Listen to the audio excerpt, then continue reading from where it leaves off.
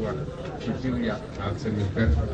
تو آج کا جو کرنٹ ایشو چلا ہوا ہے اسلام آباد ڈی چوک والا، وہ عوام کے ذہنوں پر نقش ہے کہ کس کی بات پہ اعتبار کریں، حکومت کی بات پہ اعتبار کریں اور یا پی ٹی آئی والوں کی بات پہ اعتبار کریں. تو آپ تھوڑا سا سینیریو جو آپ جہاں ہے آپ سمجھتے ہیں وہ بتائیں، قوم کو جاننا چاہ رہی ہے حقائق جو ہے ڈی چوک. دیکھیے، میں جو بات اپنے لیے پسند کروں گا وہ دوسروں کے لیے بھی پسند کروں گا. اگر میں اپنے لیے جلسہ کرنا، مظاہرہ کرنا، احتجاج کرنا اس کو اپنا ایک قانونی اور آئینی حق سمجھتا ہوں تو میں دوسرے کے لیے بھی اس حق کو تسلیم کروں گا. جو ہوا برا ہوا ہے اور میں نے شدید الفاظ میں اس کی مذمت کی ہے. اور یہ صرف ایک اسلام آباد کا مسئلہ نہیں ہے حضرت، اس کو بڑی سنجیدگی کے ساتھ سوچنا ہوگا. اور میں تو حکومت کو جہاں مشورہ دوں گا کہ وہ اپنی ان پالیسیوں پر نظر ثانی کرے، وہاں اب پی ٹی آئی بذات خود ایک تنظیم ہے، اس کا اپنا ایک ڈیکورم ہے، وہ اس ڈیکورم میں اپنا فیصلہ کرتے ہیں، یہ ان کا اختیار ہے. ہمارا تو کسی دوسری پارٹی میں مداخلت کا نہ کبھی رویہ رہا ہے. لیکن یہ ضرور میں ایک کارکن کی حیثیت سے مشورہ دے سکتا ہوں کہ وہ بھی اپنے احتجاجی طرز عمل پر نظر ثانی کریں، اس میں بھی نظر ثانی کی ضرورت ہے. تو باقی جو ہوا غلط ہوا ہے، زیادتی ہوئی ہے، اور کارکن بڑا مخلص ہوتا ہے، اس کو جو قیادت جو مقصد سامنے دے دیتی ہے، نصب العین دے دیتی ہے، تو پھر آنکھیں بند کر کے وہ اس کے پیچھے چل پڑتا ہے. اس کا کوئی قصور نہیں ہے. لیکن یہ ہے کہ قیادت کو ساری صورتحال پر نظر ثانی کرنی چاہیے. احتجاج، مظاہرہ یہ ایک حق ہے، لیکن اس کے لیے اسٹریٹجی بنانا، اس کے لیے حکمت عملی بنانا وہ بھی ایک ضروری امر ہوا کرتا ہے. ہم نے تقریباً خود عمران خان کی حکومت میں پورے ملک کے اندر کوئی 14 ملین مارچ کیے، اور پھر اس کے بعد سب سے بڑا مارچ ہمارا آزادی مارچ تھا. لیکن کہیں پر کوئی ایسی صورتحال ہم نے پیش نہیں ہونے دی. مکمل سکون رکھا، اطمینان رکھا، امن و امان رکھا. نہ کوئی شیشہ ٹوٹا، نہ کوئی دکان جلی، نہ اس میں کوئی پتہ گرا، نہ کوئی پھل گرا، نہ کوئی گملہ ٹوٹا. تو پورے نظم و ضبط کے ساتھ اور انتہائی احتیاط کے ساتھ، کیونکہ ملک ہم سب کا ہے اور یہ صرف فوج کا نہیں ہے، یہ حکومت کا نہیں ہوتا. آج ان کی حکومت ہے، کل کسی اور کی حکومت ہے. ملک ہم سب کا ہے.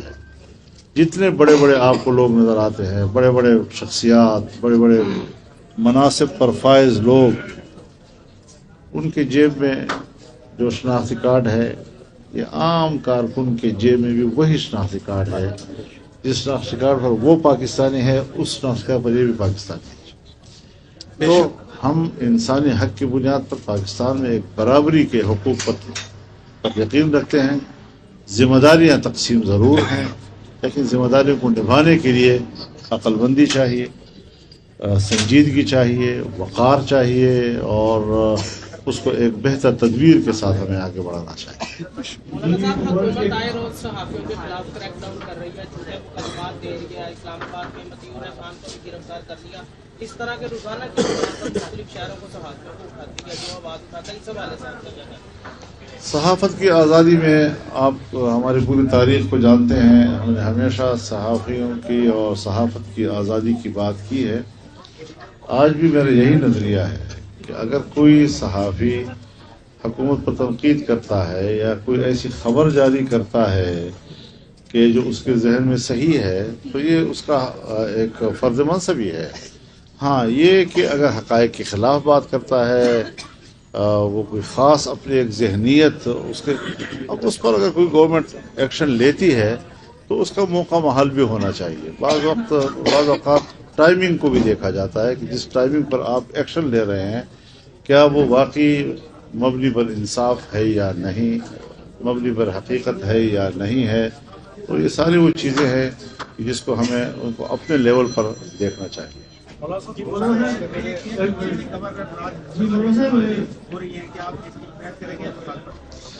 دیکھیے گورنر راج جمہوریت کے روح کے منافی ہے. گورنر راج کی حمایت تو نہیں کی جا سکتی. ہاں آئین گنجائش دیتا ہے ایسے ناگزیر حالات میں کہ جہاں تو میں گورنر راج کی حمایت تو نہیں کروں گا، لیکن اتنا ضرور کہتا ہوں کہ بلوچستان میں اور کے پی میں کوئی حکومت نہیں. امن و امان تباہ و برباد ہو چکا ہے اور افراد تفری ہے، انارکی ہے، مسلح گروہ جو ہیں وہ رٹ ان کے ہاتھ میں ہے، حکومت کے کوئی رٹ موجود نہیں ہے، فسادات ہو رہے ہیں، خونریزیاں ہو رہی ہیں. اور شاید رحیم یار خان کے لوگوں کو اللہ تعالیٰ اسی طرح ٹھنڈی زمین عطا کرتی رہے اور یہاں امن رہے اور خوشحالی رہے. آپ وہاں پر ان حالات کا تصور نہیں کر سکتے کہ کیا صورتحال ہے. تو حکومت تو نہیں ہے وہاں پر، اور گورنر راج بھی حل نہیں ہے وہاں اس وقت، وہ نہیں کچھ کر سکے گا. جی دوبارہ الیکشن کرائے، عوام کے منتخب نمائندے آئیں، دھاندلی سے پاک ہوں، جس کی بھی حکومت بنے وہ پھر مسائل کے لیے آگے بڑھتے ہیں. یہاں تو ہر ایم این اے منسٹر وہ پبلک کے سامنے جانے سے ڈرتا ہے کیونکہ یہ اس کا نمائندہ نہیں ہے. مولانا صاحب دینی مدارس کا ایک بل جو پارلیمنٹ نے پاس کیا لیکن پریزیڈنٹ صاحب اس کے اوپر سائن نہیں کر رہے، تھوڑا بتائیں گے کہ وہ بل کیا ہے اور پریزیڈنٹ صاحب سائن کیوں نہیں کر رہے؟ وہ اگر سائن نہیں کریں گے تو پھر آپ کا لائحہ عمل کیا ہوگا؟ دیکھیے مجھے بڑے افسوس کے ساتھ یہ بات کرنی پڑ رہی ہے کہ دینی مدارس کے رجسٹریشن کا مسئلہ ہے، دینی مدارس کے بینک اکاؤنٹس کا مسئلہ ہے جو ایک زمانے سے بند کر دیے گئے. اور طرفہ تماشا یہ ہے کہ بیان دے مارتے ہیں جی کہ اتنے مدارس بغیر رجسٹریشن کے چل رہے ہیں. بھائی بغیر رجسٹریشن کے چل نہیں رہے، ان کی درخواستیں آپ کے پاس موجود ہیں، آپ رجسٹریشن کرتے نہیں ہیں ان کی. آپ بیرونی اداروں کے زیر اثر ہیں جو اسلام کا کی حقیقی تصویر نہیں دیکھنا چاہتے. اور مدارس چونکہ وہ اسلام کی ایک حقیقی تصویر دنیا کے سامنے رکھتے ہیں، قرآن و حدیث کی ترشیحات سند کے ساتھ امت کے سامنے پیش کرتے ہیں. یہ جو جدت پسندی کا ایک رواج چل پڑا ہے کہ ہر نئی بات کہہ دو تو لوگوں کے کہتے میں سمجھتے ہیں کہ واقعی شاید یہی اس آدمی کو وہی ہو گئی ہے، اس سے پہلے شاید کسی کو علم نہیں تھا اس کا. یہ چیزیں جو ہیں یہ گمراہی کی طرف لے جانے کے لیے ہیں، اور مدارس کا خاتمہ مغرب اور امریکہ کی ضرورت ہے. ہمارے مسلمانوں کا یہ مسئلہ نہیں ہے، مسلمان مدارس کے ساتھ کھڑے ہیں. تو اس بنیاد پر الیکشن سے پہلے جب میاں نواز شریف صاحب کی حکومت بنی تو ہم نے اس وقت ان کے سامنے ایک تجویز رکھی کہ اس مسئلے کو حل کرنا چاہیے. بات پوری ہونے تو اس پر ہم نے گفتگو کی، مذاکرات کیے، پی ڈی ایم کی لیڈرشپ کے درمیان مذاکرات ہوئے، یعنی حکومت میں جو لیڈرشپ اس میں پیپلز پارٹی بھی تھی، اس پہ تمام پارٹیاں تھیں، اور ایک اتفاق رائے سب کی موجودگی میں ہوا. اسمبلی میں آیا، پیش ہو گیا، اس کے باوجود وہ رک گیا اور نہیں پاس کیا جا سکا. کوئی بیچ میں آ گیا ہوگا. اب جب دوبارہ یہ 26ویں ترمیم کا ماحول بنا تو ہم نے ان سے کہا کہ ایک بل ہے جس پر اتفاق رائے ہو چکا ہے، اس کو بھی پاس کر دیں. تو پاس کر دیا، سینٹ میں پاس ہو گیا، قومی اسمبلی میں پاس ہو گیا، پوری اتفاق رائے کے ساتھ پاس ہوا. اور 26ویں آئینی ترمیم پر بھی دستخط ہو گئے، اور اس ترمیم پر اس ایکٹ پر جو ہے دستخط نہیں ہو رہا ہے. اس کے بعد حکومت جو ہے وہ کئی اور ایکٹ لا چکی ہے جو 26ویں ترمیم کی روح کے منافی، جس سے 26ویں ترمیم کی اتنی بڑی پریکٹس کی نفی ہوتی ہے. لیکن اس پر تو فوراً دستخط ہو گئے جو متنازع ہیں، جو پیپلز پارٹی کی نظر میں بھی ٹھیک نہیں ہے. اور جس بل کے اوپر 5 گھنٹے ہم نے بلاول ہاؤس کراچی میں مذاکرات کیے، اور اگلے دن ہم نے 5 گھنٹے میاں نواز شریف صاحب کے گھر لاہور میں مذاکرات کیے، اور پھر اس سے اگلے روز میں نے پی ٹی آئی کو ساری صورتحال کے بارے میں اعتماد میں لیا. اس میں یہ بل موجود تھا، اس پر اتفاق رائے ہوا. تو جس بل کے اوپر پیپلز پارٹی نے مسلسل اتفاق رائے کیا، صرف وہی رہ گیا ہے کہ جس پر صدر صاحب کہتے ہیں کہ نہیں اس پر سوالات ہیں. اعتراضات پیدا ہو سکتے ہیں. یہ بدنیتی ہے اور ہم اس کو سنجیدہ لیں گے. اس پر کوئی مہلت ہم نہیں دے سکیں گے. ہم چونکہ حالات میں ملک متحمل نہیں ہے کہ ہم بڑے اضطراب کی طرف جائیں، لیکن اگر بات نہیں بنتی تو پھر پورے ملک کے مدارس، پورے ملک کی جمعیت علماء، پورے ملک کی تنظیمات، یہ سب اکٹھے ہو کر اپنا ایک احتجاج چاہے پوری قوت کے ساتھ ہو اسلام آباد جانے کے لیے. تو ہم نے یہ اندیا دے دیا ہے اور اس کی حکمت عملی آنے والے حالات پر دیکھتے ہیں کہ حکومت اپنا رویہ تبدیل کرتی ہے یا نہیں. تو ہم اس کے لیے بھی ہم نے ہر بات، ہم تو معتدل لوگ، ہم مذاکرات پر یقین رکھتے ہیں، بات چیت پہ یقین رکھتے ہیں، دلیل پہ یقین رکھتے ہیں.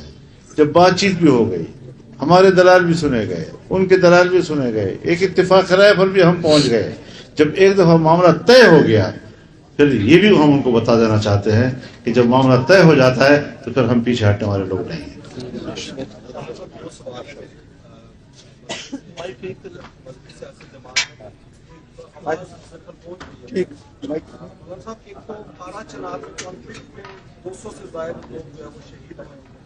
ایک تو یہ معاملہ ہے، دوسرا پی ٹی آئی نے جا کر ڈی چوک پر جو ہے وہ اپنا جلسہ کیا ہے، سنا دیا ہے. وہاں پر پروٹیسٹر جو تھے، وہ جو مظاہرین تھے، ان میں سے ایک نماز ادا کر رہا تھا، دعا مانگ رہا تھا، کنٹینر پر بیٹھ کر اس جوان کو جو ہے گرایا گیا نیچے سے. تو کیا کسی بھی جنگ میں بھی اس طرح اجازت نہیں ہے مذہبی نماز ادائیگی کو اس طریقے سے ہم نامکمل کر دیں؟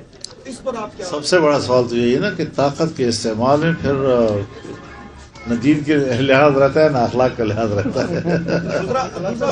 اور جہاں تک ہے آپ نے کوروم ایجنسی کی بات کی ہے، یقیناً یہ بہت ہی تشویشناک صورتحال ہے. اور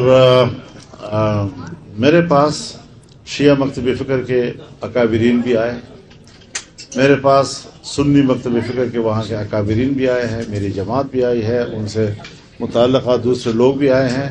یہ کوئی میرے خیال میں کوئی 20 سال سے زیادہ عرصہ ہو گیا کہ یہ جنگیں وہاں پر جاری ہیں. اور ابھی ہم نے ایک میٹنگ کی تھی جس میں ہم ایک جرگہ تشکیل دینا چاہتے تھے، اس کے لیے طریقہ کار بنانا چاہتے تھے.